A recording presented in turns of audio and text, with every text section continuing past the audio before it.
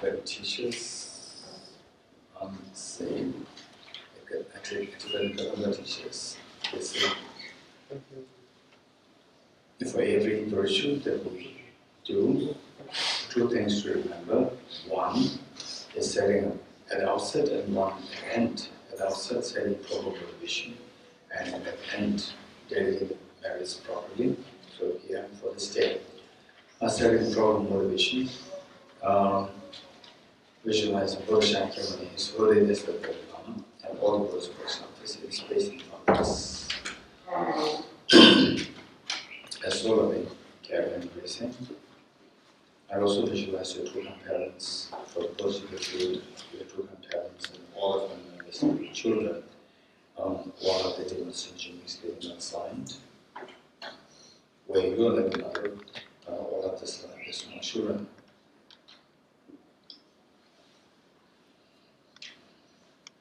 And gradually, with the practice of Bodhicitta, you will literally feel that everybody's like small children, driven by ignorance, driven by unawareness, lack of knowledge, that they continue to suffer in samsara.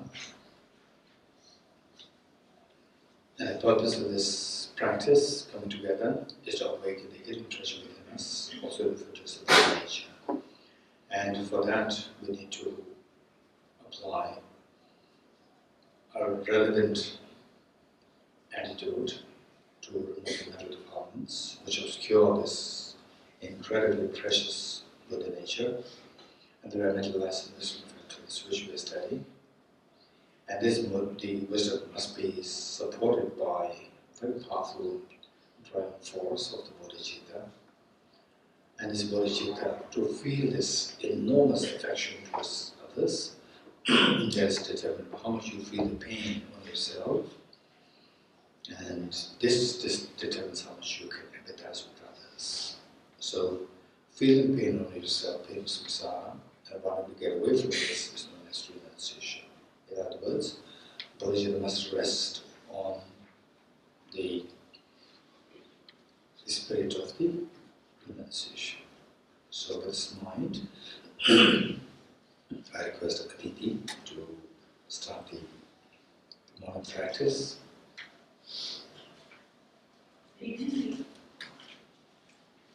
It was by great compassion, we taught in our Dharma, this thou all over the views, to you to the Dharma, I pray.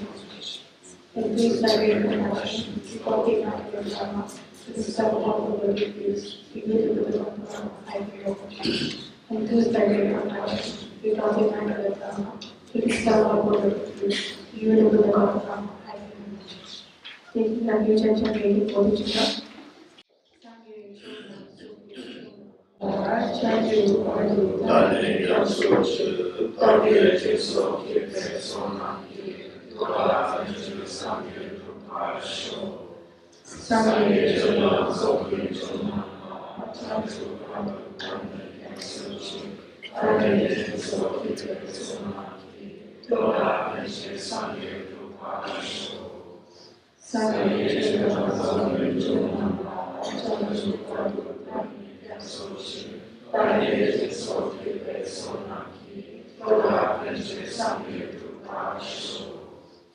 I go for refuge and guidance to the Buddha, the Dharma, and the Sangha. By recognition of the practice of living and so forth, may I become a Buddha with the all such duties. I go for refuge and guidance to the Buddha, the Dharma, and the Sangha. By recognition of the practice of living and so forth, may I become a Buddha with the all such duties. I go for refuge and guidance to the Buddha, the Dharma, and the Sangha.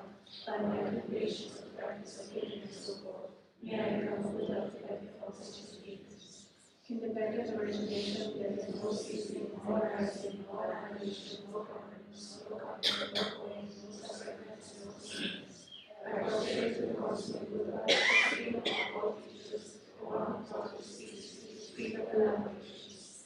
I prostrate to the mothers of the hearers, the Bodhisattvas, and the Buddhas, which through the knowledge of all lead hearers seeking pacification to complete peace, which through the knowledge of past causes those helping migrators to experience the world, and through the possession of which helps us to expound the right teachings, the one who has transformed into a miracle guide, motivating powers to justify their sensibilities, the teacher, survivor, and protector to you and your frustrations. The one who has eliminated the web of conceptualizations and is endowed with the divine bodies of the vast and profound, who eternally shines forth the forever noble light rays, to you the memory and frustrations. Inspired by wisdom and compassion, today the Buddha's presence, generates mind of full awakening, but not for all. Next, we'll read the Praise to Shakyamuni Buddha on page 14.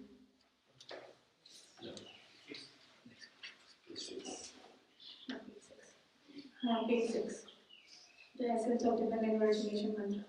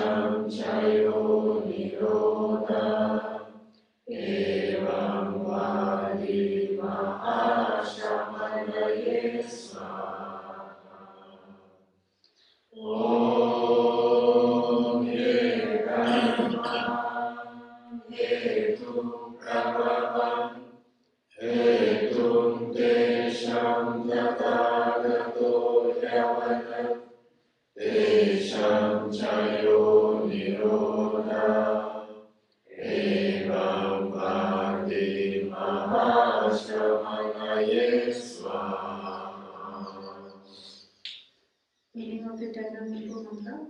All phenomena arise from causes. The causes are power and character. The situation of the causes also is not profound, peaceful, liberation-free, pure life and non-conflict. Such is the nature of Dharma and its product. Finding no understanding in this teaching, in silence I will retire into the woods.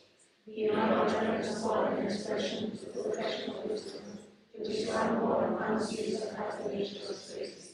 It is the object of apprehension of self-realized wisdom. To you, the mother of the Buddhas of the 3 times have been existence. The 4 seals of Buddha's teachings.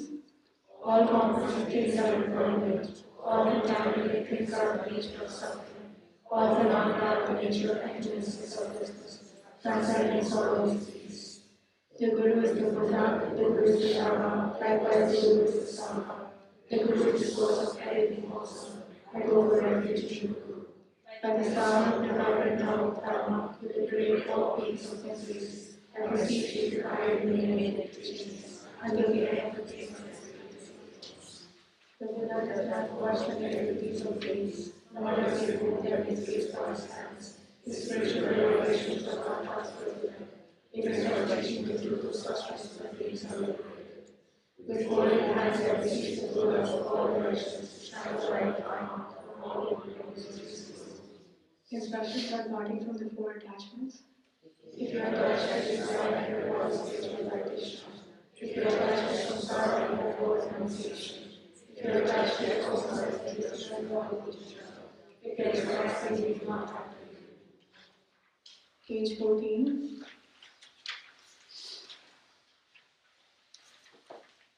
Praise to Shakyamuni.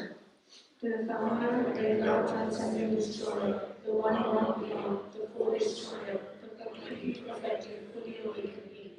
Perfect knowledge of your conduct, survivor, Lord of the world, supreme guide of human beings to the great, teacher of gods and human beings, to you the completely and fully awakened one, endowed transcendent destroyer, with glorious hunger, to subdue from the Shakya hand, and prostrate make offerings to your food.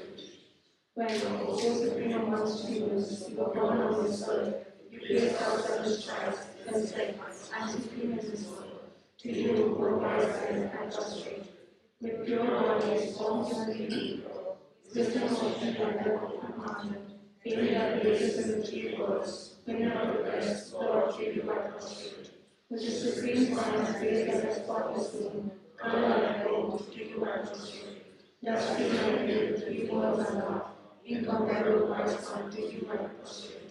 The Savior and great compassion, founder having all understanding, the field of merit with qualities like a vast ocean, to you the Lord I prostrate.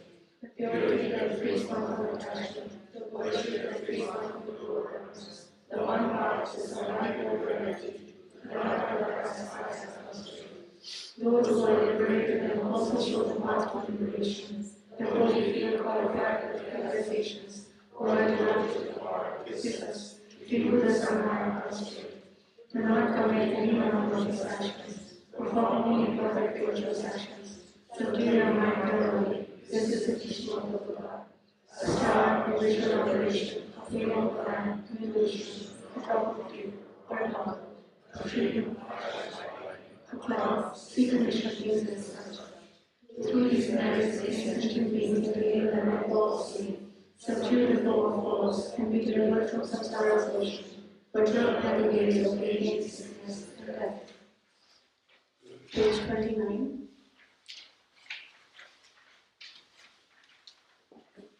The Heart Sutra, Perfection of Wisdom Sutra. I prostrate to the Arya Triple. Thus with the hair of one time, the Buddha was dwelling on Mass of Vajra's mountain in Rajgriha, together with a great community of monks and a great community of Bodhisattvas. At that time, the Buddha was absorbed in the concentration on the categories of phenomena of profound illumination. Also at that time, the Buddha Sattva Mahasattva and Vipassana looked upon the very practice of profound illumination of wisdom, and regard those five ideas also as empty of inherent nature. Then, through the power of the Buddha, the Venerable Shariputra said this to the Bodhisattva Mahasattva and Equalizing. How should any child of the lineage who wishes to practice the activity of the profound professional wisdom training? He said that, and the Bodhisattva Mahasattva and Equalizing said this to the Venerable Shariputra.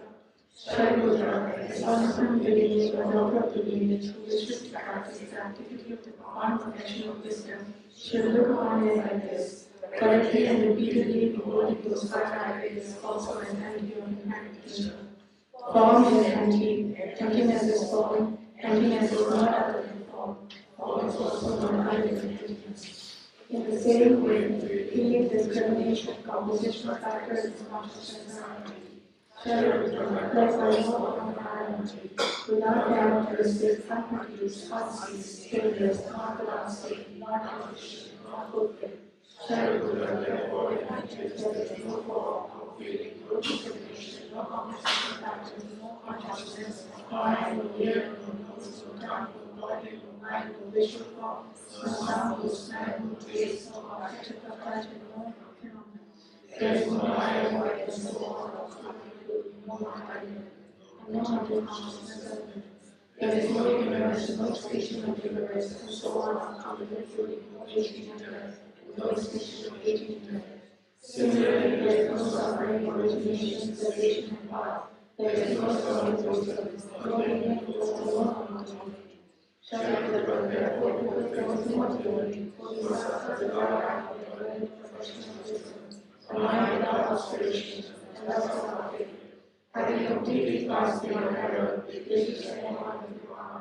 All the Buddhas who dwell in the three tracks also manifestly completely obey the unsubstantial in the last of professional wisdom. Therefore, the mantra of self-wisdom, the mantra of great knowledge, the unsurpassed mantra, the mantra equal to Nalanda, the mantra that thoroughly pacifies all suffering, should be known as truth, since it is not false. The mantra of professional wisdom is declared. Tadavata, Om Gate Gate, Para Gate, Para Samgate, Buddhi Swaha. Shariputra, the Bodhisattva Mahasattva should train our professional wisdom like that. Then they can rise from the concentration of the Bodhisattva Mahasattva, which is thus said some of the lineage is like that, is like that. One should practice the profound professional wisdom, just as you have indicated, even with the power of such words. The Buddha having thus spoken in the Venerable Shariputra, the Bodhisattva Mahasattva and Bodhichitta, those surrounding the entire entirety, along with the world of gods, humans, asuranas, and gods. My Bodhgaya and educates are spoken from the Buddha. This completes the Arya Bhagavati Pragya Hridaya Sutra. Savyatha Gate Anagate Anasangate Bodhisvara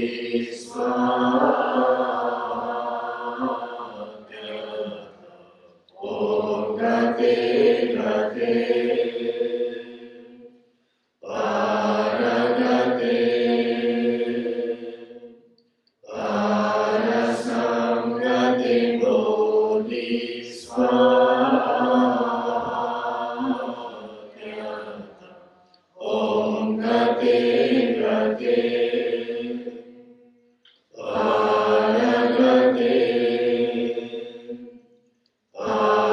Parasamgate Bodhisvara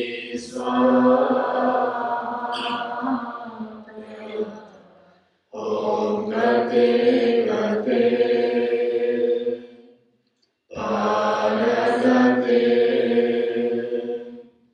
Parasamgate Bodhisvara Om Gate Gate Paragate Parasamgate Bodhisvara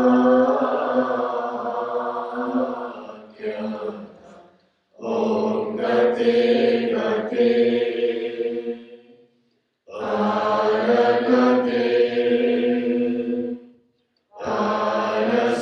Parasamgate Bodhisvara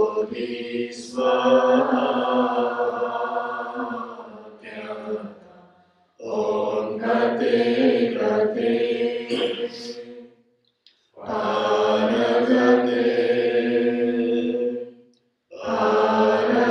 Parasamgate Bodhisvara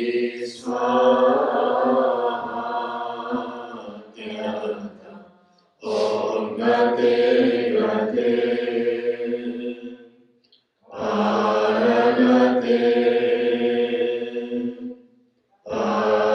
Parasamgate Bodhisvara.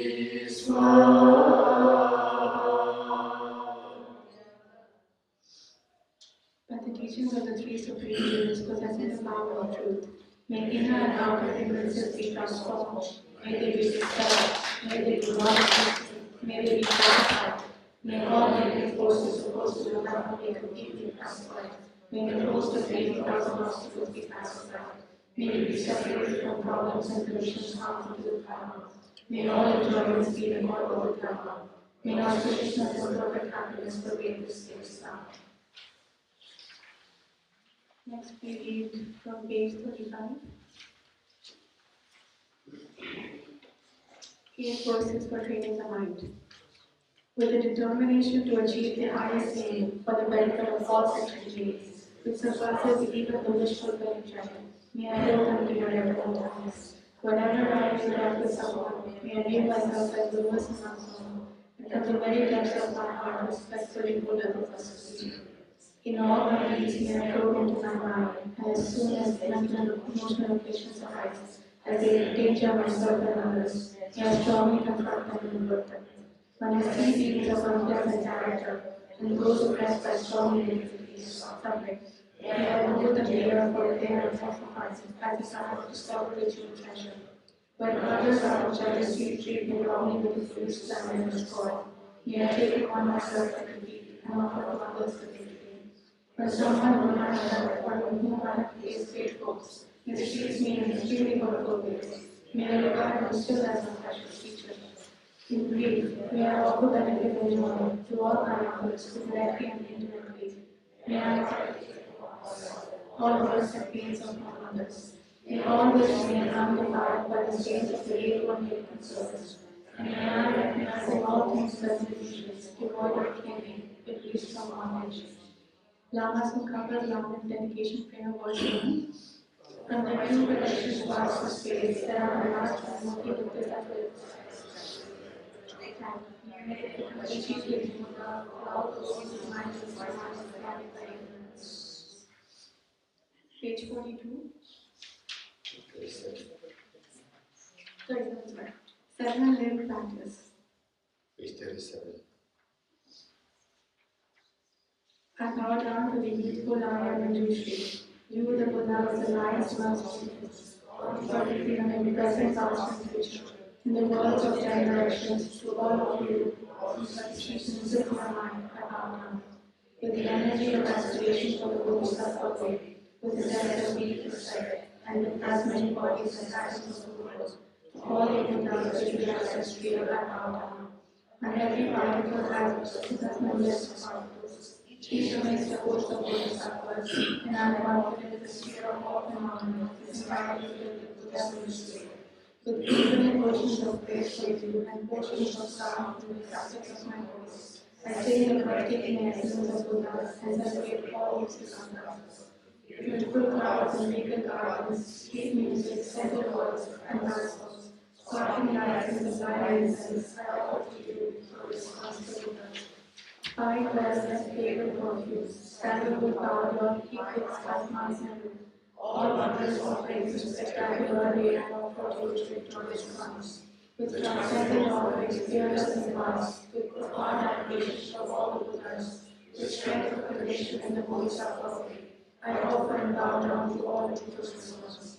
Every harmful action I have done with my body's speech and mind, overwhelmed by attachment, anger, and ignorance, all these I openly lay bare before you. I lift my heart and towards the warm memory of the Buddha's Bodhisattvas of generations. Also, I feel my life is pure and skillfully and blissful, and all of ordinary beings. You who are the bright lights of the world in 10 directions, who have attained the Buddha's omniscience through the stage of awakening.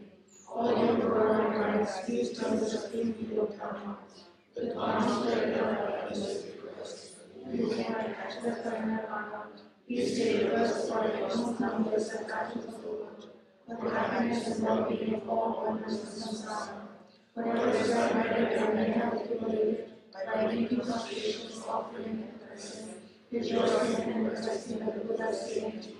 I now dedicate all this for the full awakening of all beings. Your Mandala offering, page 40, page 40. The first eight states in English, followed by the chant in Tibet. This ground, adorned with perfume, string of flowers, adorned with marble, the four continents, the sun and the moon. I imagine this as the Buddha figure offering it. May all sentient beings enjoy this pure land.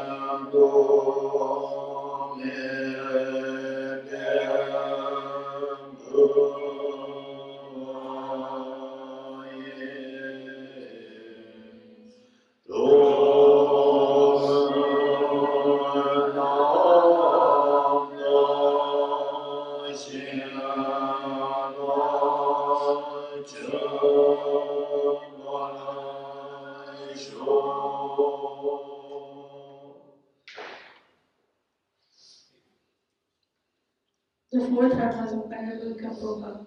May I be blessed that my mind is directed towards the dharma. May I be blessed that my dharma practice is on the proper path. May I be blessed that the path is free from flaws. May I be blessed that the flaws are seen in the light of exalted wisdom. The four dharmas of Venerable Bhikshu Mahasattva. Becoming utterly frustrated with the ignorance that grasps the true existence, please bless me to generate genuine renunciation, seeing all aspects of samsara as it is fully possible. Please bless me that I am plenty more close to the precious Bodhichitta, cherished others more than myself. Please bless me to have the united experience of the wisdom of emptiness that does not see even an atom of intrinsic reality, on the basis of understanding how things come into being by dependent origination through mere conditioning. Please bless me that my mind overflows with the precious wisdom of the non-duality of fixed entities.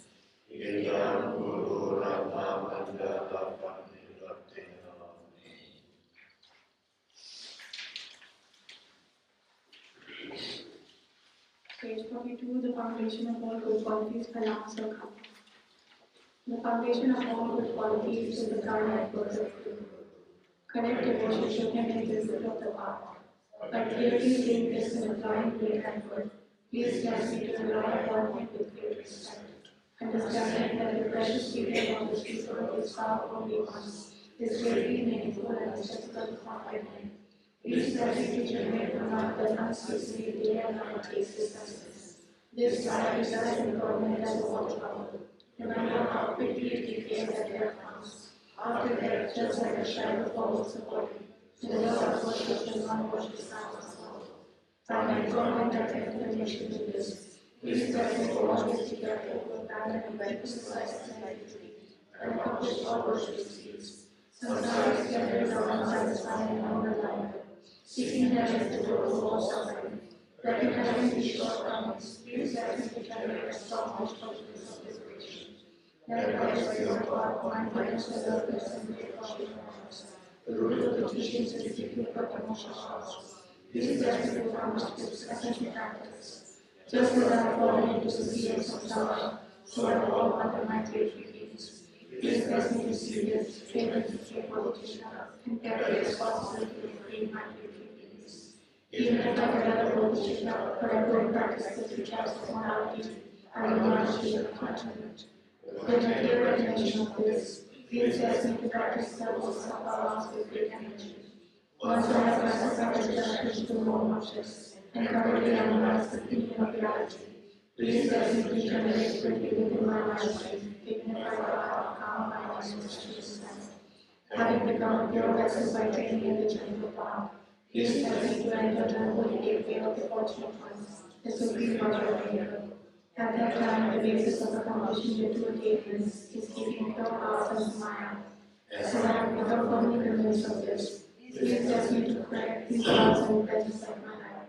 Then, having realized the importance of the two stages, essence of Bodhgaya, and practicing with great energy, giving out beyond the 4 sessions, please bless me to realize that of the Guru. Like that, the Guru is the Guru of the path, and the spiritual friends who practice have no lives. Please bless me to pacify completely all outer and inner influences. In all my lives, never separated from the perfect truth. They enjoy the magnificent power, but completely devoted to the stages in the past, and meditation in the Bodhgaya. Okay, we will recite the Nizam mantra, first English, then in Tibetan. You are the Bodhichitta of the great treasure of power and treasure of passion, and magician of God's wisdom, as well as Raja Army to destroy all the teachings without exception. So far, now you will the sages with the excellence, also Sangha to free of frustrations.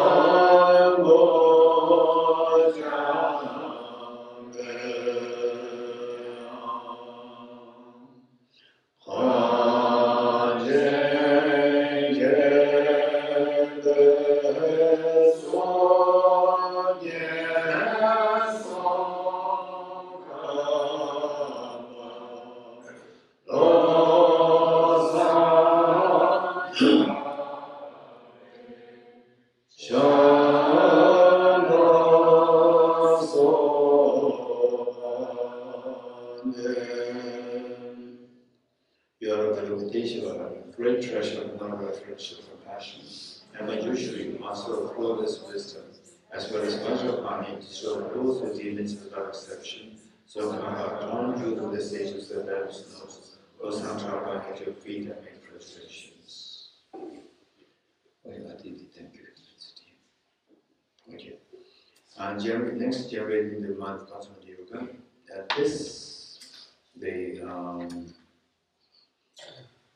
Okay, so the four components of the practice, in other words, that inner life. So, getting a good picture of the Buddhist teachings, full picture, not just a good picture, good and full picture, correct?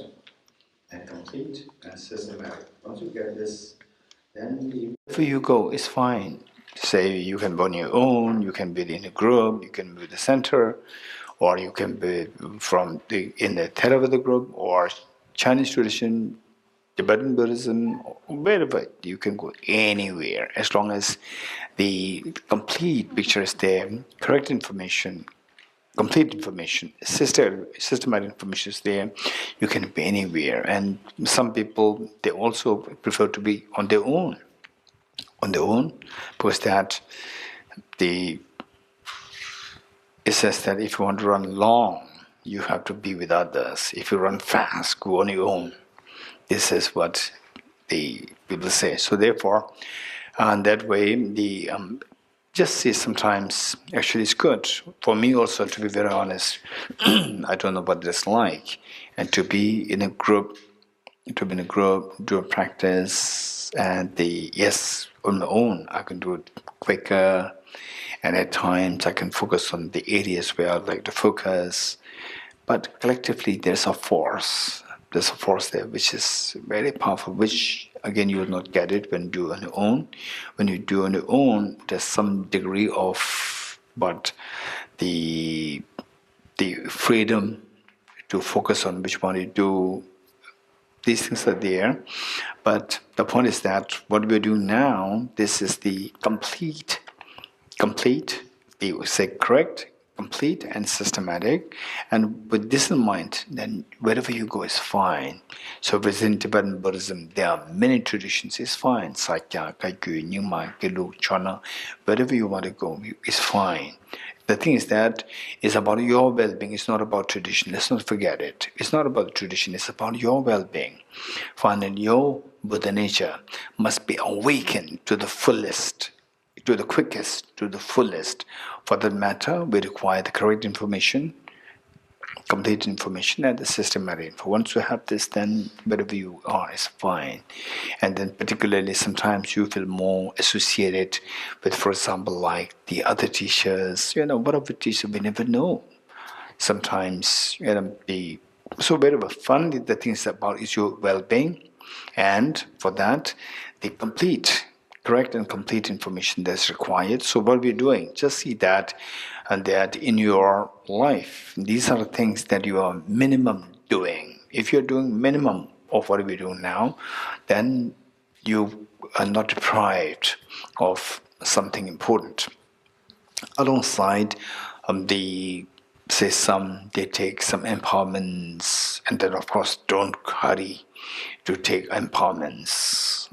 I said because that you require a little bit of the stability in your practice. What we're doing, if you have, as Lama Zopa said, once I am used to the general practice, general meaning the common practice for sutra, tantra both, and then you become very stable, and particularly some of the people, your seniors, your teachers, when they feel that, okay, now you're a very stable person, and they may even encourage you to go for empowerment and so forth, or you may check with your teachers or seniors.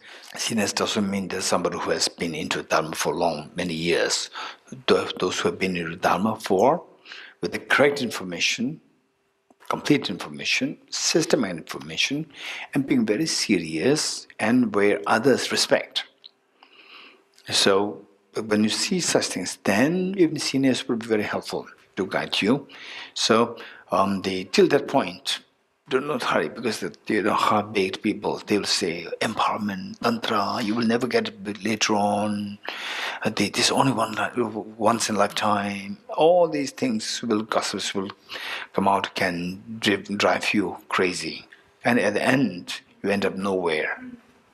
And what was that? Recently I did mention this in the class.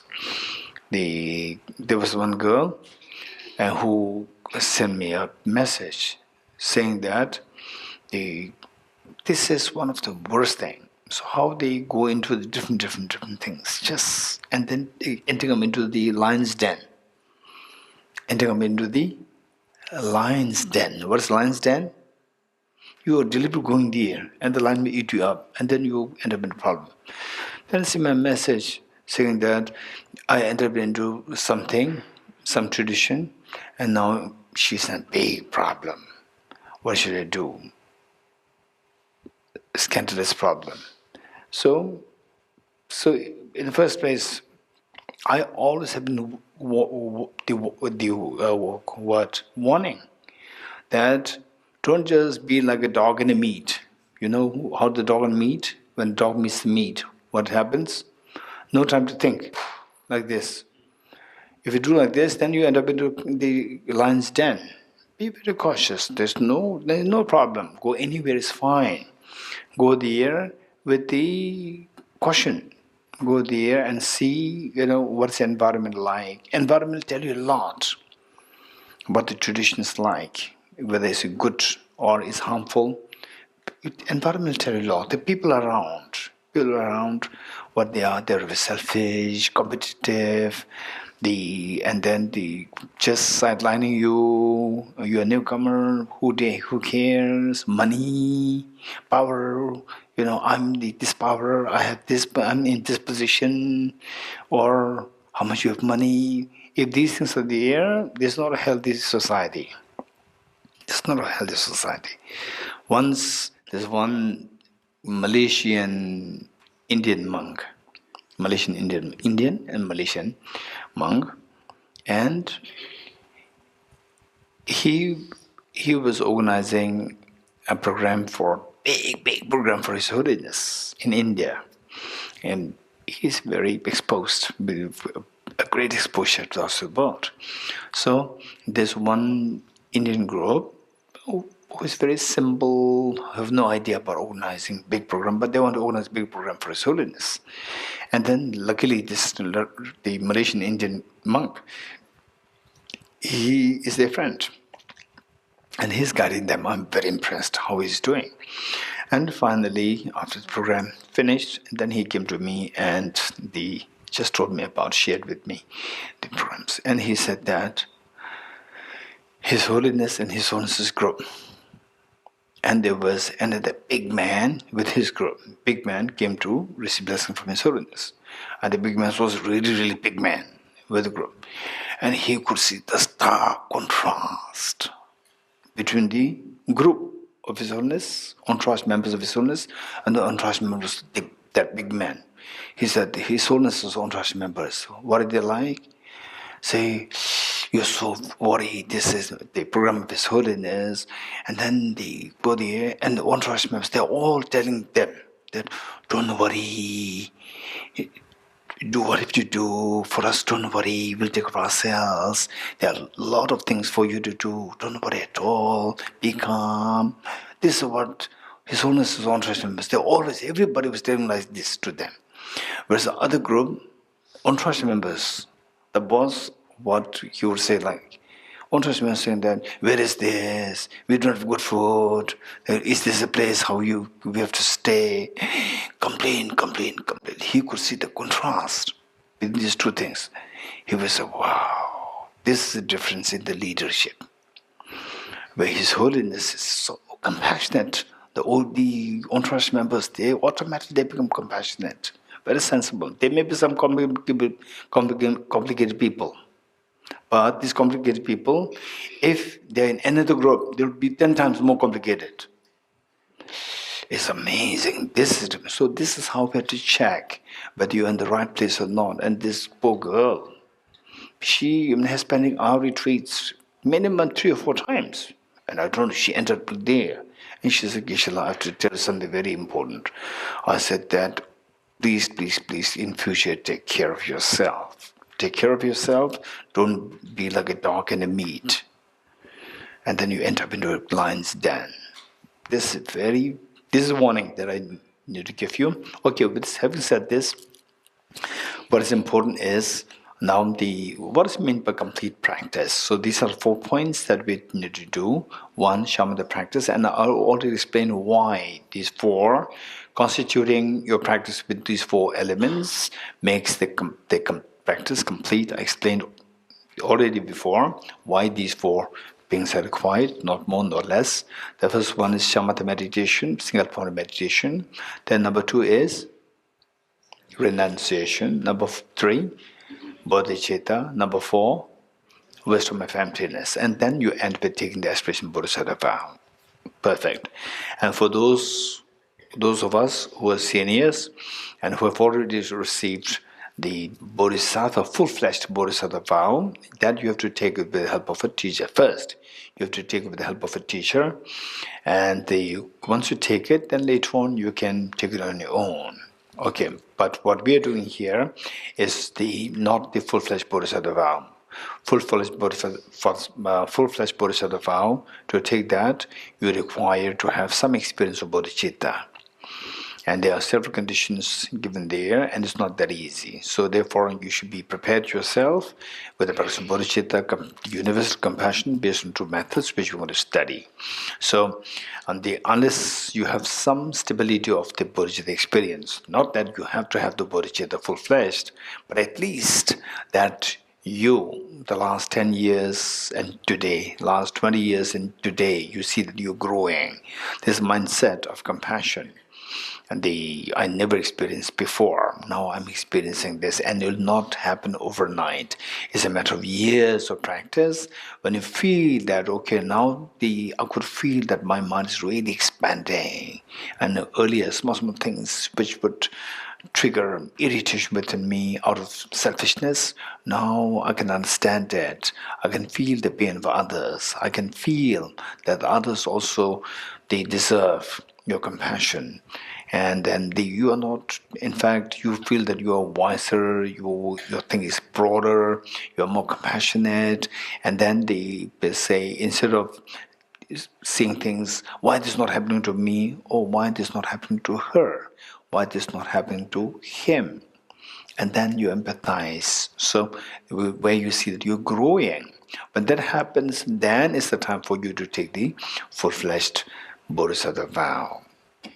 So, till that point, till that you feel grounded, you feel really, truly grounded, and that even others, they see that, okay, you are somebody who I can rely, For example, even the seniors, the others, they see that, oh, when I have a problem, I should ask her, I should ask him, and so forth. And then more and more people start to trust you with with who you are. Then it's the time for you to take the full-fledged Bodhisattva vow. So, okay, so Bodhisattva vow, and then alongside the additional practices, a little bit of additional practices here and there, then which you don't have to worry now, or they will come automatically. When it says, when the student is ready, the teacher is ready. This is the expression in the Dharma. When you are ready, your teacher is ready. This is so. Therefore, don't worry about that. The other additional things. These are the first. You have to create yourself from the find a stable ground. Okay, with this mind, shamatha meditation. Now, no need to give additional information. You already know what you should be doing. Ready? 5 minutes.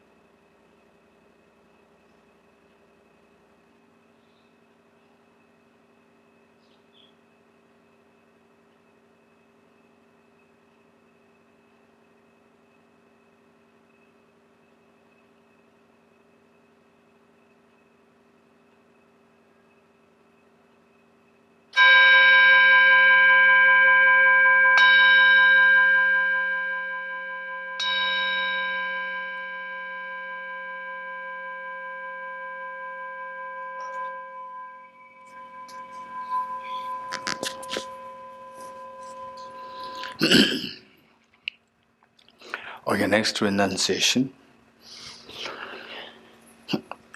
So today we'll do the guided meditation, and tomorrow we will try without being guided. See if we can do it on our own. Are you ready? Renunciation.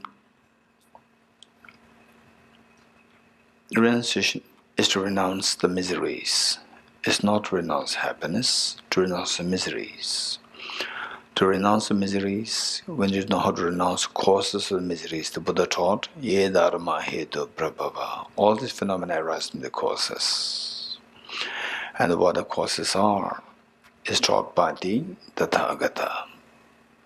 Hetum desham tathagato hyavatat. So what are the causes the Buddha taught? What the Buddha taught is summarized by Nagarjuna. The ceasing of karma afflictions is nirvana. Karma afflictions arise from conceptualization of inappropriate attention, which in turn arises from the elaboration of self-grasping ignorance, and the elaboration ceases into, or by the wisdom of into wisdom, that the emptiness. So here the Buddha identified ignorance. Ultimately, the ignorance is the root of all the miseries, which trigger the inappropriate attention, which in turn triggers all the gross afflictions, attachment, aversion, jealousy, and so forth, which in turn they give rise to contaminant karmas, and then resulting into all the miseries. So the root is ignorance. And within that root, the Buddha identified, while they're innumerable, the number of the levels of ignorance, Buddha particularly identified 4.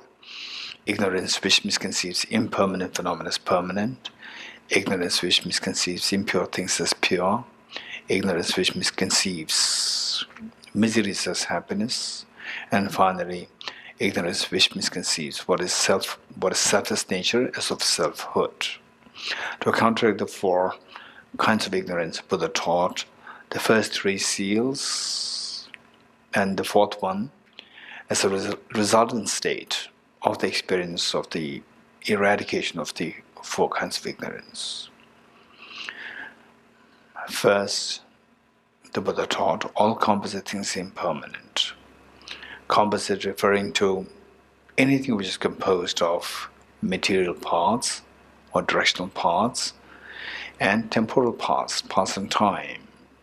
What is constituted of these parts should necessarily be impermanent in nature, and impermanence of 2 kinds, gross impermanence and subtle impermanence. Gross impermanence, impermanent phenomena whose continuum terminates. For example, our youth, the beautiful days that you had with your mom, with your dad, or with your friends, or your youth in your school days, college, and so forth, they're all gone now. Likewise, in the past, 200 years ago, 300 years ago, 400 years ago, perhaps in the entire world, maybe it's like 2 billion human beings. Today, 8 billion human beings. 2 billion human beings. Amongst them, there were people of your age, younger than you, older than you. And the young ones, children, they have so much of expectation of their career. And the parents likewise have the expectation over the children. And where are they now? Whether their expectations, ambition, they're fulfilled or not fulfilled, they're all gone. They're all gone. Not even a single person alive today. This is reality. And today, we may feel that, oh, we are very fortunate. They're unfortunate, they're all gone. It's a matter of time. No, it's just a matter of time. 200 years down the line in the future. Not even a single one of the 8 billion human beings will be alive then. So it's for this reason that the Buddha taught that whatever gathers will disperse, and whatever is accumulated gets exhausted. And youth ends in old age, and good health ends with illness, and birth ends in death. And this is reality. This is a fact. Anytime we are to engage in beautiful moments, anytime we are to engage in beautiful moments, just give yourself a little bit of space, a little bit of time for yourself before you engage in this, like cheesecake. And then after engaging in this, again give yourself a few seconds to think before the event and after the event. Before the event, tell yourself that even this, what I'm going to enjoy, is going to be impermanent. Think of that. And then after engaging in this cheesecake or whatever, give yourself again few moments, few seconds to reassure or reaffirm that the event, as you said, to be impermanent, is exactly impermanent as the Buddha indicated. So this is how we need to make a habit to think of impermanence with respect to what lures us, the joys and the mundane happiness which serve as a bait, to discover that truly they are bait. There's nothing really there. So this is something that would be extremely important for us to do. So this impermanence, which we see whose continuum terminates, is possible. For example, once upon a time we were all little boys and girls. Now we become older in our 20s, 30s, 40s, 50s, and so forth. We become older, and it's not that those who hit the 40s, 50s, 60s, oh, now we're old, they're young. No, it's a matter of time. They will also one day become your age, become our age. And again, there's could be younger ones. They will also become your age. This is a reality. So with this mind, this change within the span of which took place within the span of 30 years, 40 years, 50 years is possible only if the change is happening on a yearly basis.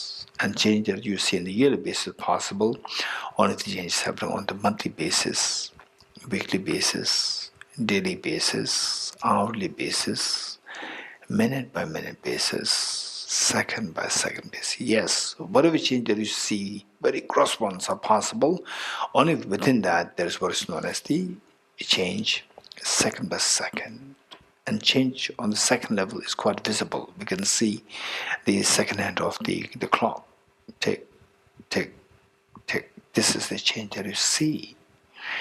And once the change that you see over the span of 1 second is possible, only if this change happens on the millisecond, which is so fast. 1 second split into 1,000 divisions, where your eyes cannot really see the digits. They are like very tiny worms, move so fast. This is the reality of our body. This is the reality of your parents, your children, your husband, your wife, the house that you live in, the cars that you drive, the roads, the whole planet Earth, the whole solar system, the whole Milky Way galaxy, the entire universe. It's just moves so fast. Yet, if you look at the pillar of this hall, we don't see it moving. It's because of the limitation of our own coarseness, limitation of our own eyes. This is reality. So our consciousness is totally misinformed of the reality. While the reality is composite phenomena, they move so fast. Every composite phenomenon moves so fast, it gives the impression that they're not moving. This is the illusion that our mind creates to us. They deceive us. Okay, yes.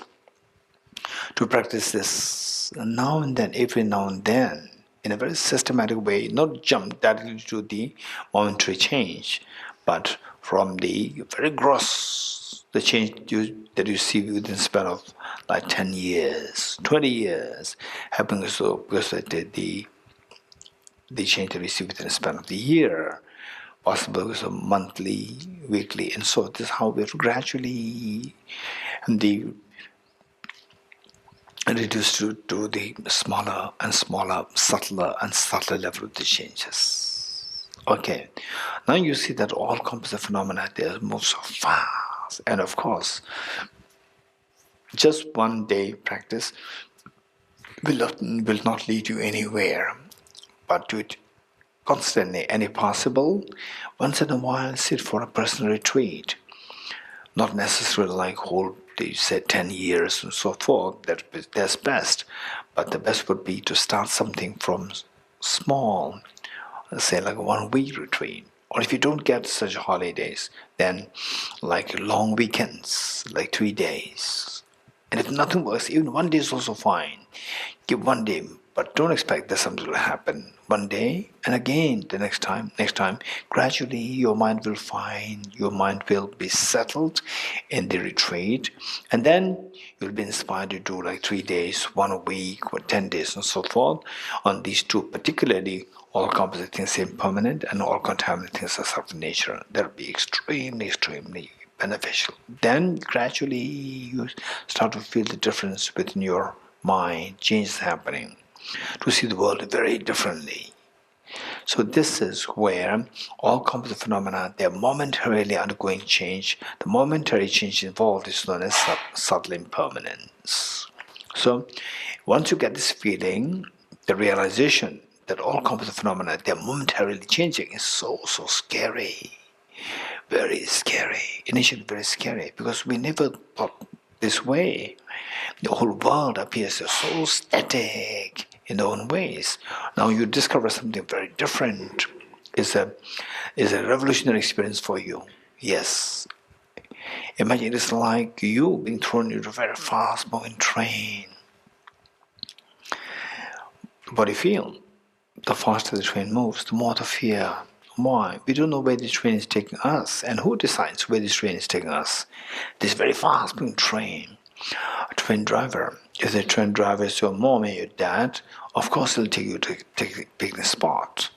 But if the train driver is either the terrorist or under the dictate of the terrorist, will only take us to a slaughterhouse. While in our case, the train driver is our own mind, and the mind, unfortunately, for the time being, this is under the dictate of the worst of the contaminations, the worst of the terrorists, worst of the contaminations, which is self-grasping ignorance complemented by self-centered attitude. As long as our mind is under the dictate of this worst of the contaminations, self-grasping ignorance, it will only take us to the slaughterhouse of the miseries. This is what the Buddha indicated as all contaminated things are suffering nature. What is contaminated, particularly by self-grasping ignorance, will only lead us to miseries. Like what kind of miseries? 3 kinds of miseries. Suffering change, and a pervasive condition suffering. Suffering which is most immediate, which is most threatening, and extremely painful, and very scary. And this is because of the vicious suffering change, the mundane happiness which lures us to eventually make us end up into the suffering. And what masterminds these two? Pervasive condition suffering masterminds these two. This is how we are in the fangs of these 3 kinds of suffering. And one moment of such suffering for the ordinary people like us, suffering is the most imminent and the most immediate. And for those who are a little more matured in their thinking, for them suffering of change is seen as so vicious. And then the most evolved beings will see the pervasive condition suffering as the mastermind, and they most feel averse to the pervasive condition of suffering. This is what the Bodhichitta Chandrakirti indicated, that when the Buddha taught suffering of the truth of suffering is to be identified, Buddha meant the third one, pervasive condition of suffering. So this is where the most evolved person will come to realization. And yes, it's not that we are not realized and there's somebody known as a realized or the most realized. It's a matter of our own progress. Those who put effort in this direction will eventually reach the level of being the most evolved, to realize that the pervasive condition of suffering is the worst. It's the mastermind which creates triggers, which makes this, and which gives us the lure, the bait, like the suffering change, in order to drag us down into the deeper, into the most immediate, the fear of the suffering. So for us ordinary beings, suffering is most imminent. One moment of such suffering, the pain of the losing near and dear ones is good enough to nullify all the past experiences of merriments, festivities, birthday celebrations, New York celebration, New Year celebrations, so forth. All these, in the eyes of one moment of such a big tragedy of having lost near and dear ones, is good enough to just let you see the whole world is so meaningless, shallow, dark, gloomy, and people celebrating nightclubs, so they're extremely unworth childish.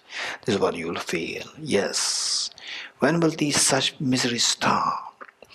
2024 stopped on its own. When will they stop? Unlike 2024, these miseries will never stop. They will continue to perpetuate, this life, next life, so forth. Okay, there's no hope. No, there is hope. What's the hope? So the impermanent phenomena, there's the third class of impermanent phenomena as well. Impermanent phenomena whose continuum never terminates until you put a conscious effort to stop them. And your miseries, the tears that you shed out of the pain, this all fall in this category. In a way, it's a very good news that they can be stopped, provided you put a conscious effort. So what kind of effort is required? So for that, the Buddha taught that you have to identify the root of the miseries, and the root of the miseries, the Buddha identified ignorance as the root. So to remove the ignorance, what should we do? We should introduce counterforce. Just as the light, just to remove the darkness, it is the only through introducing light that darkness can be eradicated. Likewise, it is only through introducing the light of the wisdom that the darkness of ignorance can be eradicated. What is that wisdom? Wisdom, by the very definition, is a discerning mind whose apprehension of the object tallies with reality. And what's reality? Reality is what the Buddha indicated as the third seal. Everything is the nature of emptiness, selflessness. Okay, let's quickly.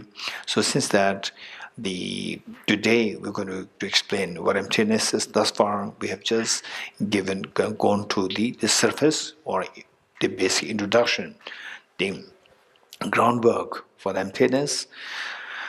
And let's quickly think about the emptiness in a very cursory form at the moment. Okay, just imagine that you wake up, that you dream of a lion coming to the lion chasing you, and so much of fear is in you. And then finally the lion pounces on you. Then you think, now I'm dead. And when you said, I'm dead, your mother wakes you up. And instant you feel so relieved. What a relief. It's just a dream. In the dream, I thought it was so object real. Now, waking up to discover that it was purely deceptive, is purely empty of object reality. It's just my mental subjective imputation. Objective is empty. The moment I discover that it's objective empty, this dream tiger, the dream lion was subjective empty, my fear dissolves. Just a very profound ease comes to us. Likewise, imagine, just the Buddha taught that not only the dream, the whole universe of your waking state is also like dream. Just a dream is subjective, purely empty of objective reality. Whole universe is like a dream, empty of objective reality, and being subject real, objectively empty. Just imagine you discover that you wake up from the sleep of the unconventional dream of the waking state, which is also like a dream, but the unconventional dream. Just imagine you wake up from this to discover that everything's like a dream, empty of objective reality, and just subject real. Okay, just imagine all your fears drop. Just imagine that, wow, finally, I got to my home. That this is the real, the ultimate reality. Nothing is subjectively. Stay in 6 minutes for a while. Wow, this is known as experience of the everything is empty of object, everything is nature, emptiness, selflessness. God, but what's the benefit of this? Just as you wake up from the dream, conventional dream, the fears of the lion bouncing on you stops and you feel such a relief.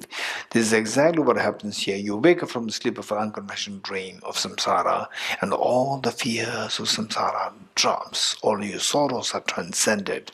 This is what the Buddha indicated as a fourth seal. Transcending sorrow is absolute peace. Stay in this experience for a while where all your sorrows are transcended and a peace, profound peace, absolute peace dawns in you. Now generate a very strong aspiration.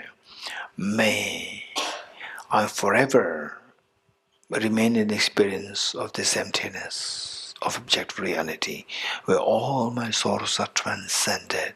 Let me repeat it. May I forever remain in this experience of emptiness, where all my sorrows are transcended and absolute peace dawns. So this aspiration that we generate now is the ultimate understanding, the final understanding of renunciation. Slowly come on with this meditation before we switch to the Bodhichitta practice. Are you ready? Bodhichitta practice. Okay, for the Bodhicitta, we'll do the four immeasurables followed by the Bodhicitta commitment. And whereas when you are when you're on your own after this retreat, you are expected to do the two methods, because the four immeasurables, they are like precursor. They are not the actual practice of Bodhicitta. They are like laying the ground for us. But for the actual Bodhicitta practice, we require the two methods, which we're going to study in this retreat. So when you're on your own, you have to do the actual Bodhicitta practice. With this, the benefit is that then you really see that your heart is expanding, and which you have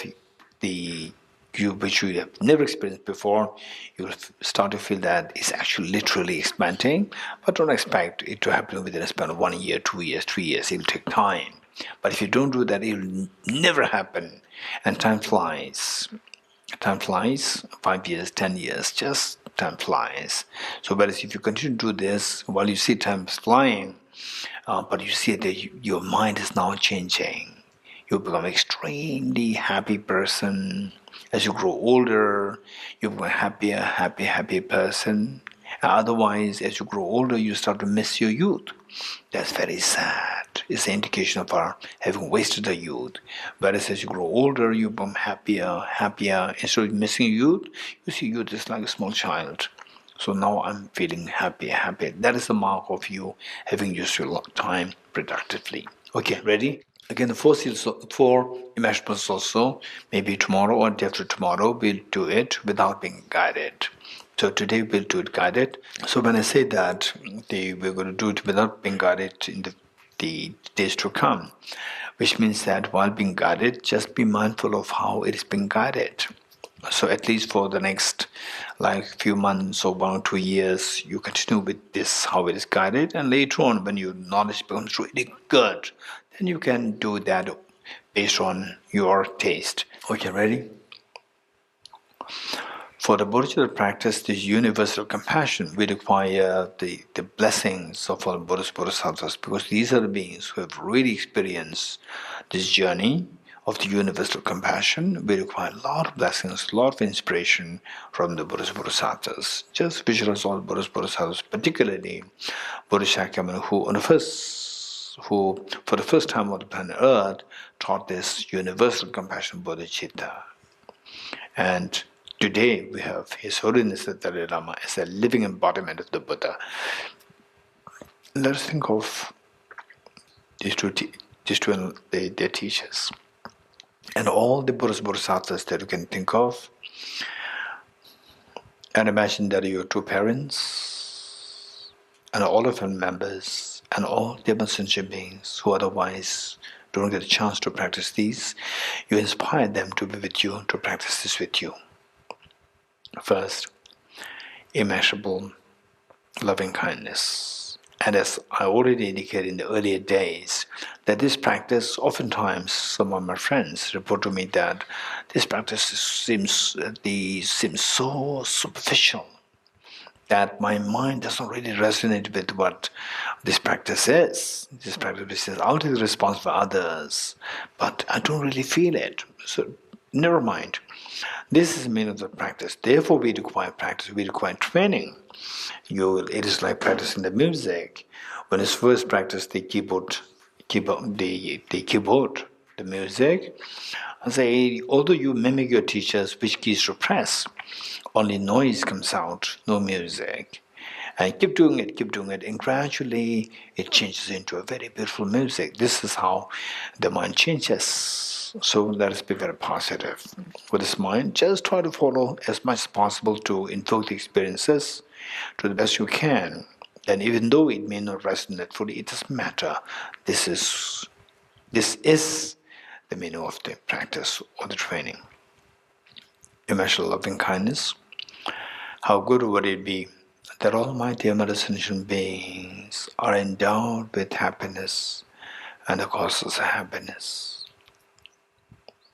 Causes of happiness primarily consisting of the most beautiful mind of the Bodhichitta and the most fearless mind of the wisdom of emptiness. May all my dear mother sentient beings be endowed with happiness and the causes of happiness. I'll take the responsibility that all my dear mother sentient beings are endowed with happiness and the causes of happiness. The Buddhas and Bodhisattvas, witnessing the making such a courageous commitment, like the mother after all these many years of raising her children, today the eldest daughter, just aged 12, and the eldest son, aged 11, two of them come to the mother, telling the mother, Mom, please take rest, you have done everything for us. We know how much you love us. We also love you. We are also grown. We are now grown up. We'll take care of all the siblings. And the mother could not believe her eyes and ears. Her eyes were wells up with tears of joy. This is exactly what happens to all Buddhist Bodhisattvas. The happiness and joy the Buddhist Bodhisattvas feel invoke their compassionate minds to send forth nectars for soothing lights towards you and all demon sentient beings. The mere touch of lesser nectars by the bodies makes you yours, instills in all happiness and causes happiness in the minds of sentient beings yourself. And you witnessing that such a miracle is happening to all of them sentient beings, you intensely happy. Take 3 deep breaths, sigh with relief.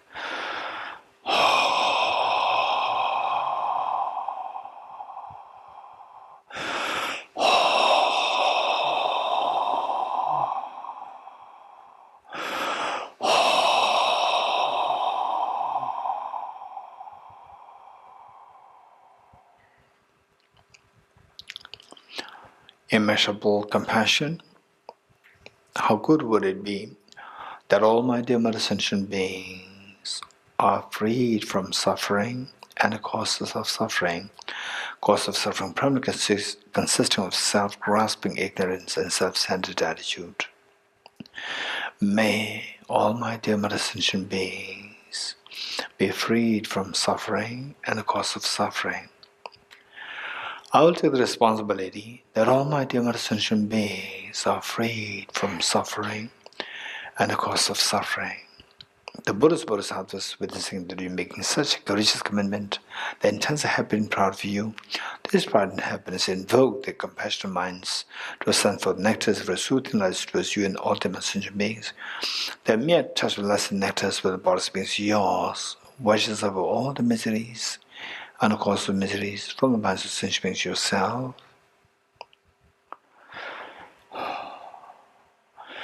And you witnessing such a miracle is happening to all the demon sentient beings, you're intensely happy. Take 3 deep breaths, sigh with relief.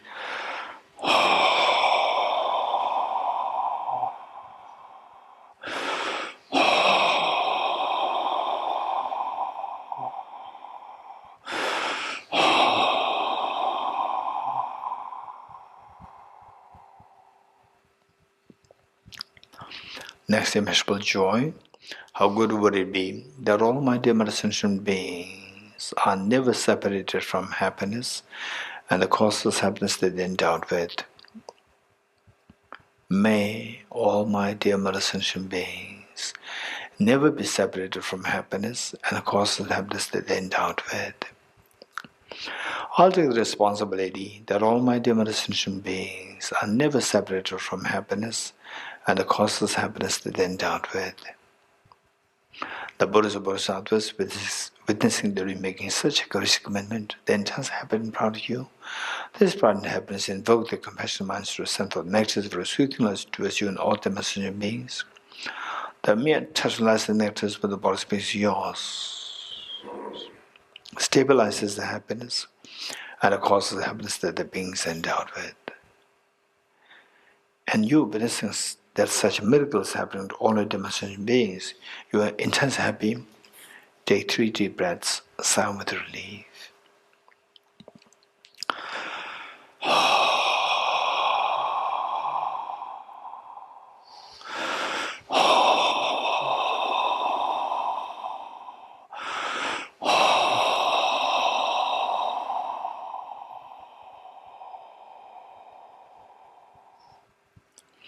Finally, immeasurable equanimity. How good would it be that all my dear sentient beings are freed from the biased attitude of excessive attachment towards some and aversion towards others, and instead, about in the great state of equanimity, embracing all other dear sentient beings with equal love and affection, leaving them aside. May all my dear mother sentient beings be freed from the biased attitude of excessive attachment towards some and aversion towards others. I will take the responsibility that all my dear mother sentient beings are freed from the biased attitude of excessive attachment towards some and aversion towards others. The Buddhas and Bodhisattvas, witnessing that we make such a courageous commitment, like your mother after all these many years of raising children with so much love and affection, at the same hardship, today the eldest daughter, just aged 12, and the eldest son, aged 11, 2 of them come to the mother, telling the mother, Mom, please take rest. You have done everything for us. We know how much you love us. We're grown up now. We'll take care of all the siblings. And the mother couldn't believe her eyes and ears, feeling so proud and happy. The happy tears welling up her eyes. This is exactly what happens to all the Buddhist Bodhisattvas. This happens in the pride the Buddhist Bodhisattvas feel, invoke the compassionate minds to ascend for the nectars of soothing lights to pursue ultimate sentient beings. The mere touch of lights and nectars with the body beings yours frees the beings from the biased attitude of excessive attachment towards some and aversion towards others, and instead making them abide in the great state of equanimity, embracing all other dear mother sentient beings with total love and affection, leaving none aside. And you, witnessing such a miracle is happening to all our dear mother sentient beings, you're intensely happy. Take 3 deep breaths, sigh with relief.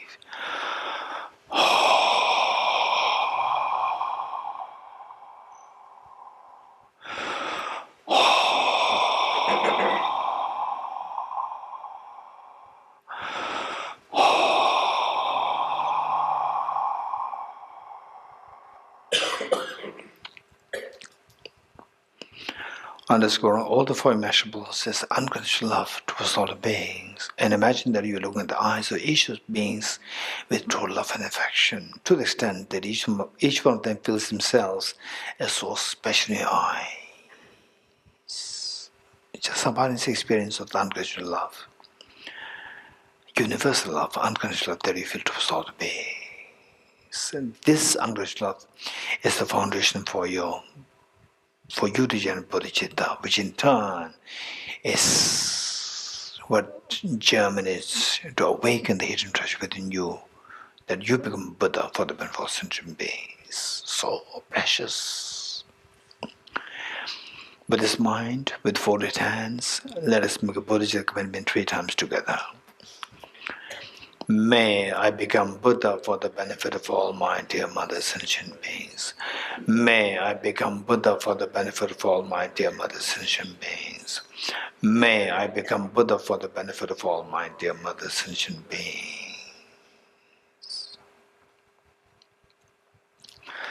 Slowly transform this beautiful mind, the most beautiful mind, the most appealing mind in the universe of the Bodhicitta, into a spotless and clean moon-disk, horizontally sitting on the heart.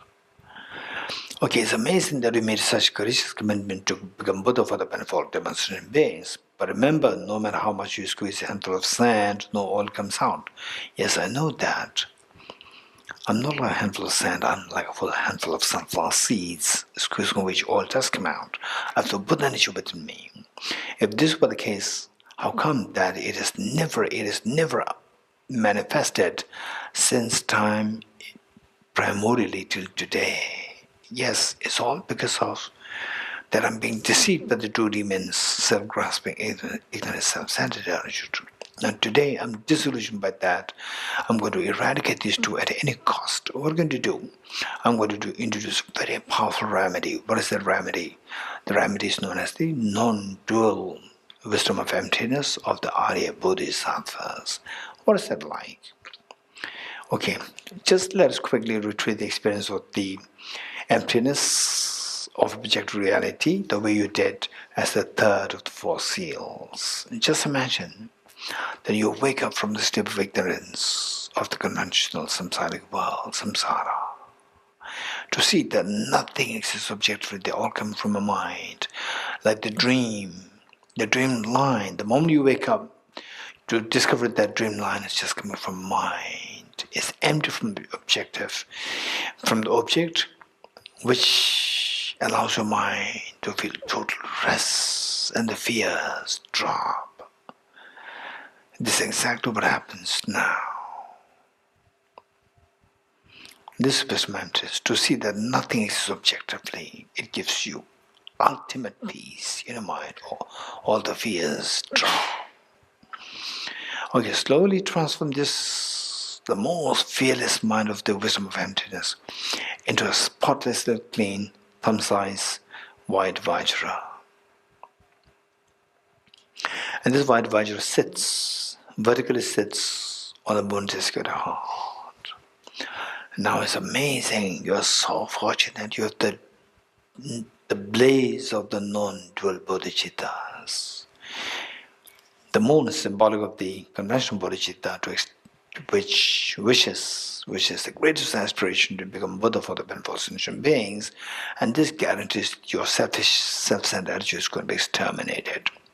And the Vajra is symbolic of the non-dual bodhicitta, the ultimate bodhicitta, which is the non-dual wisdom of emptiness of object reality of the Arya Bodhisattvas. This guarantees that all the mental defilements, both afflictive and cognitive obscurations, are going to be exterminated, and that your incredibly precious, the most precious hidden treasure of the Buddha nature is going to be awakened fully, and that you experience total fearlessness and infinite ease, infinite happiness. Amazing.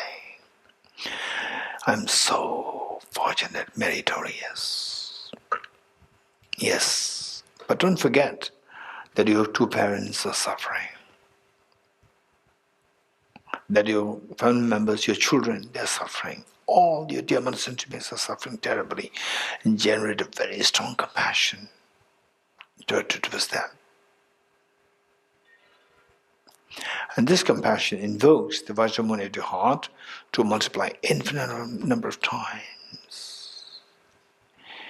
Share one set of the Vajramuni at the heart of your mother, one set with your father, one set with each one of family members, including children, those who passed away, those who are in hospitals, one which each of the beings here in Bodhgaya, human beings, animals, insects, herbivores, gods and goddesses, spirits, the beggars on the road, everyone, the insects that they die on the road, people tread on them, just share the wisdom with each of the beings. Each of the beings in India, in our own country, in the world, in the entire Milky Way galaxy, in the vast oceans, trillions of beings, from the tiniest of the unicellular organism to the biggest of the blue whales, in the wilderness, from the tiniest of the insects to the biggest of the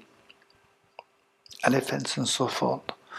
In the entire universe, everyone has the share of Vajramoon which you so kindly shared. Yes, this is the best way to lead your life, and today you did it. I remember that all the Buddhas, Bodhisattvas, they're watching us. Why don't we request them to be the witness and the guest to our taking the aspiration Bodhisattva vow? As you just making the request, let us slowly stand up along with all demonstration beings to make 3 prostrations to all Buddhas, Bodhisattvas.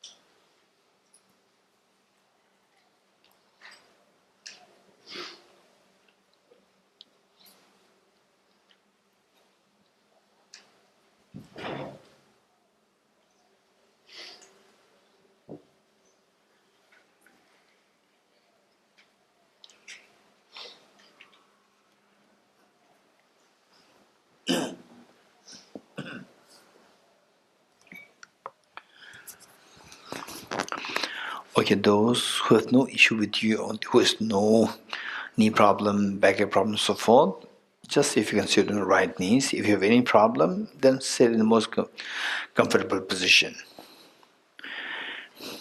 And whereas those who are sitting on the right knees, in the middle of this, because it will take a few minutes, in the middle of this, if you start to feel the pain, then change your position and sit in the most comfortable position. The pain should not hamper our the thinking, because that thinking, that is the most important part here.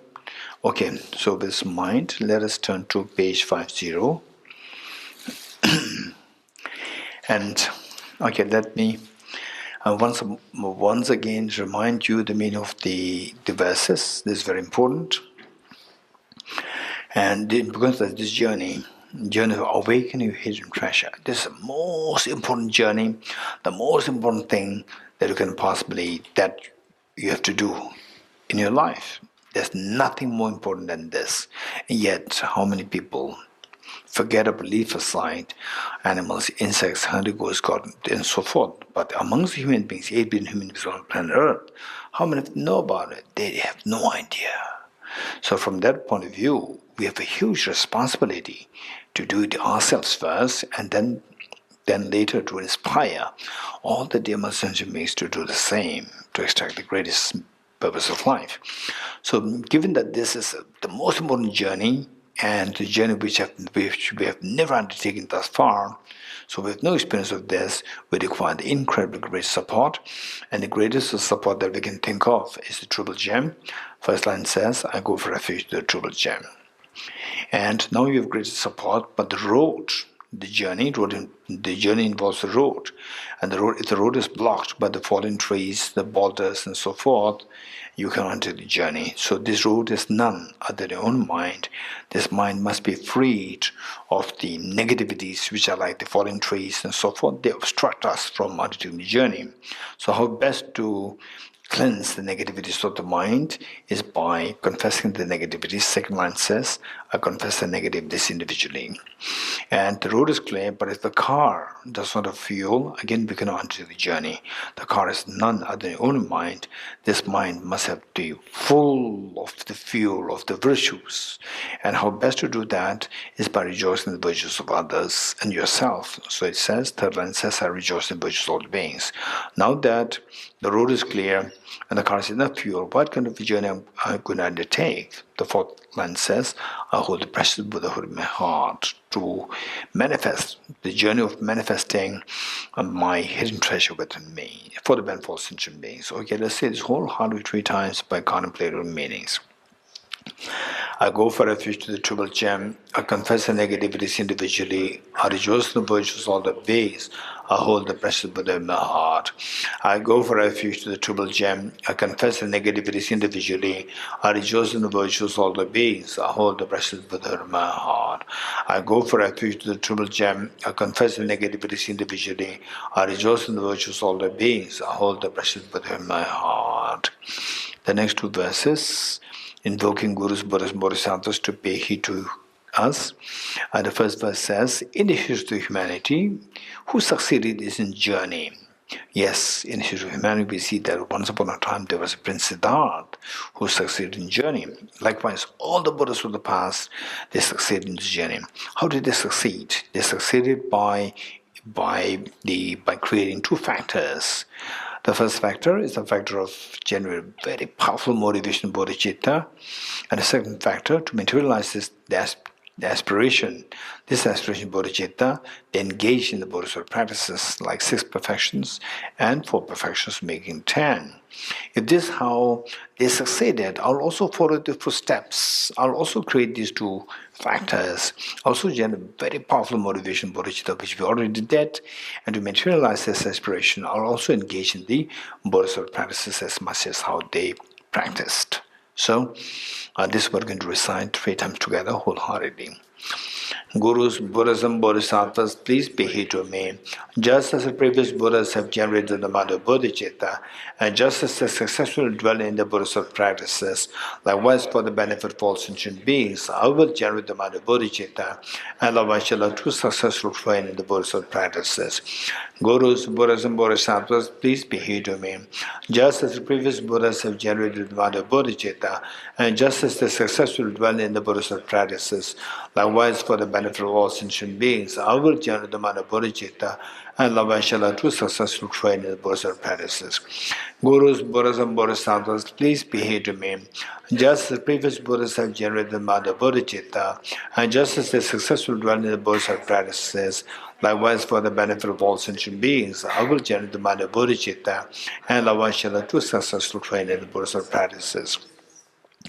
Feel the joy of having received the aspiration of Bodhisattva vow. You are extremely meritorious, very fortunate, and they just imagine that you as a little girl, little boy, all these many years, your mother had been receiving complaint from the school principal about you, and today the school principal comes, we're escorted by other teachers, and the mother again very apprehensive, what kind of complaints? The school principal today said, no, we came here to congratulate you. What for? That your daughter and your son, 2 of them, are appointed, selected as the best students of this year of the school. That the mother couldn't believe her eyes in years. After all these many years of receiving complaint about the daughter and the son, today she receives such good news. This is exactly what happens to all the Buddhas and Bodhisattvas. Since time immemorial till today, they only wish that we shun the non-virtues, so that we'll be freed from suffering. On the contrary, we are always chased for the cause of the miseries, and thus constantly inflicted by the pains, the tears, and so forth. And the Buddhas and Bodhisattvas, they only wish that we embrace the virtues, so that we have abundance of happiness. On the contrary, we are only destroying the virtues, and we always forever remain deprived of the happiness. And today what it did is something very different, very opposite. This is exactly what they've been wishing since primordially. And today it is seen as a reality that you've done. So this makes all the Buddhas so happy and proud of you. This pride and happiness that they feel invoke the Vajramoon at their hearts in a full-fledged form to multiply infinite number of times. Like rain shower, these Vajramoons, they descend to merge with the one that visualized out of heart, thereby become non-dual, stabilized and blessed. Likewise, all the replicas of Vajramoon of the Buddhas and Bodhisattvas, they descend to merge with the one that visualizes the heart of your mother, father, each of the sentient beings, your children, that the Vajramoon that you've shared with them, they become non-dual, stabilized and blessed. This is amazing. This is the best way, this is the best of the gift that you can offer to all the Dhamma sentient beings, the best way to repay the kindness, and today you did it. And of all the offerings that you can make to Buddhas and Bodhisattvas, Buddha made it very clear, one moment of the practice of compassion far excels the gifts of the whole universe filled with gems and offered to Buddhas and Bodhisattvas. If this were the case for the mention of our having taken the spiritual Bodhisattva vow, today you have made the greatest offering to Buddhas and Bodhisattvas. And out of your life, there's nothing greater purpose and meaning than what you did today. You've given such meaning to your life. All these three wonders are happening because of the blessings and the kindness of all the Buddhas and Bodhisattvas. As a gesture of thanking them, let us slowly stand up along with all demonstrations beings to make true prostrations to all Buddhas and Bodhisattvas.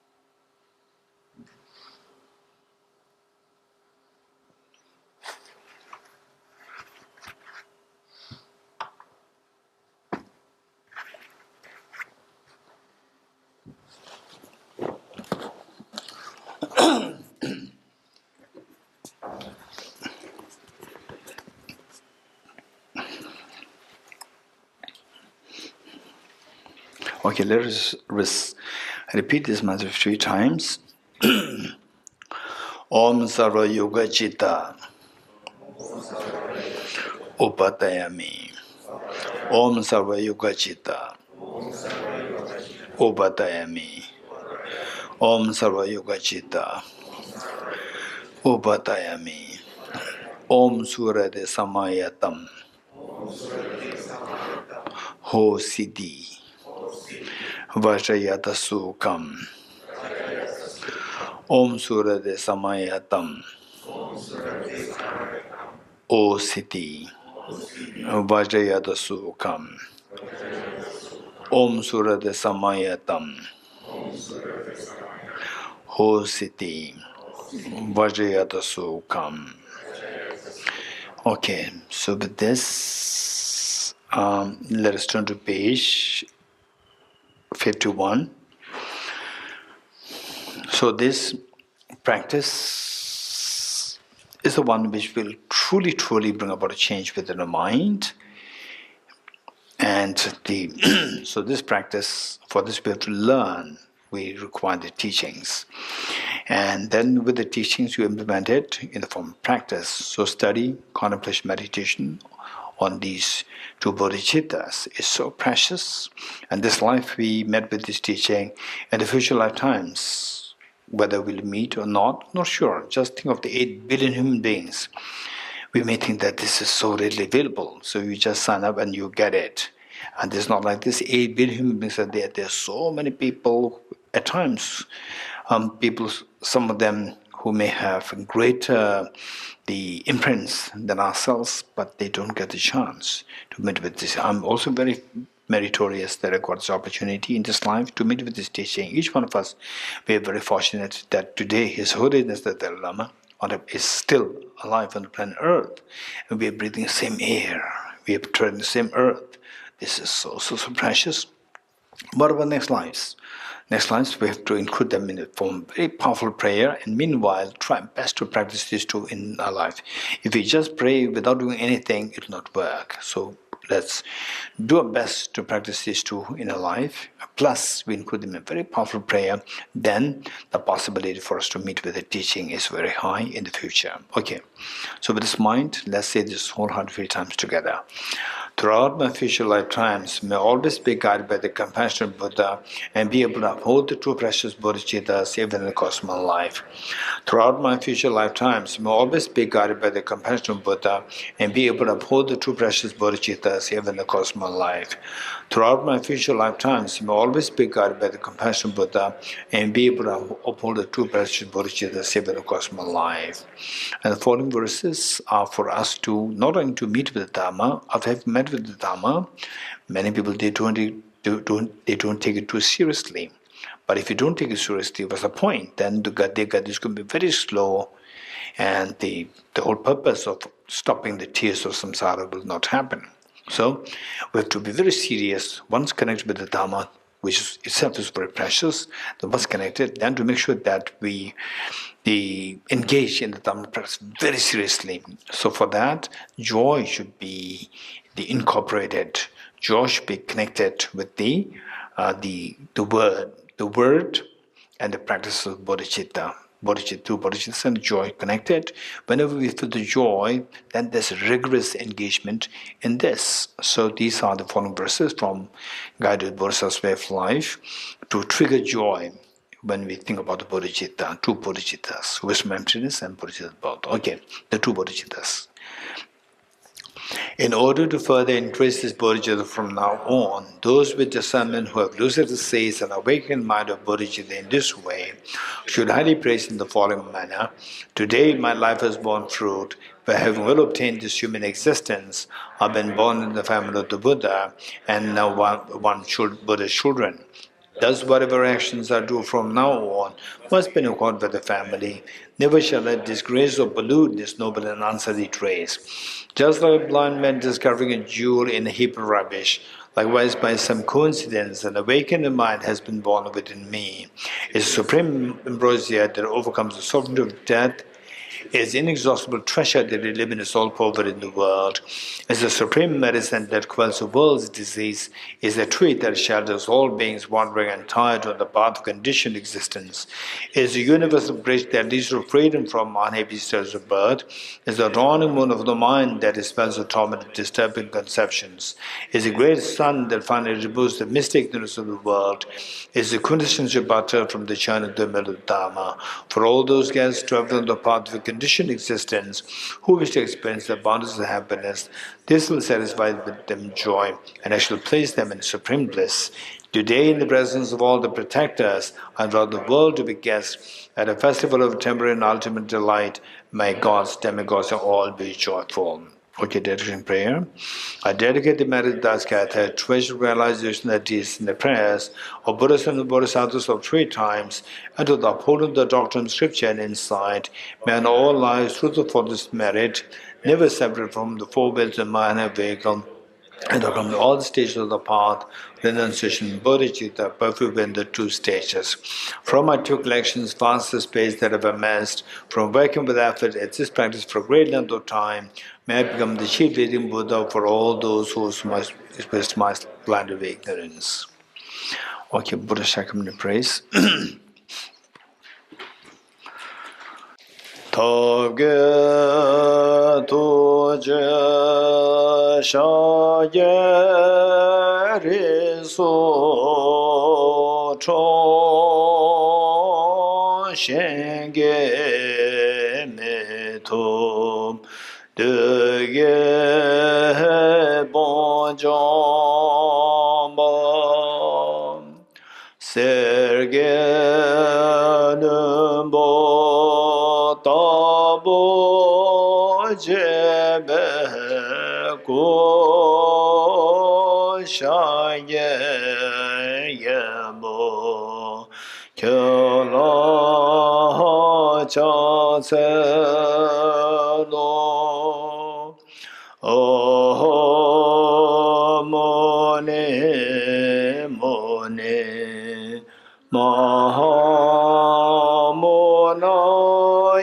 Swaha. Om Muni Muni Mahamonaya Swaha. Tage Tuje Shageri So Shenge Meto Dege Bonjambam Serge Numbo Tabo Jebe Go Shaye Yebo Kyala Chaselo Om Muni Muni Mahamonaya Swaha. Om Muni Muni Mahamonaya Swaha. Tage Tuje Shageri So Shenge Meto Dege Bonjambam Sege Lumbo Tabo Jebe Go Shaye Yebo Kyala Jaselo Om Muni Muni Mahamonaya Swaha. Om Muni Muni Mahamonaya Swaha. Om Muni Muni Mahamonaya Swaha. Om Muni Muni Mahamonaya Swaha. Om Muni Muni Mahamonaya Swaha. Om Muni Muni Mahamonaya Swaha.